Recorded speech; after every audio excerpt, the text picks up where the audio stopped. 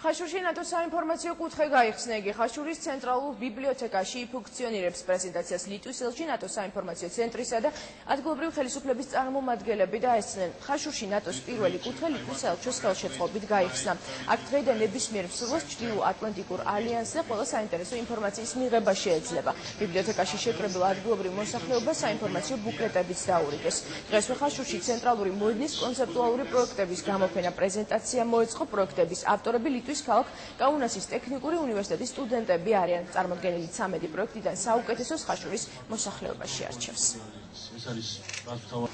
ლიტვის საელჩოს ნატოს საკონტაქტო საელჩოს თხოვნა იყო რომ ხაშურშიც ყოფილიყო ასეთი კუთხე ხაშურის ახალგაზრდულ ბიბლიოთეკაში რომელიც გახსნაში მათ შეიტანეს ლომის წვლილი და ჩვენ სიამოვნებით დავთანხმდით ამ ინიციატივას იმდენად რამდენადაც გვინდა რომ საქართველოს ყველა ქალაქში და შემდეგ ყველა სოფელში ალბათ რამდენადაც შევძლებთ იყოს ასეთი კუთხე.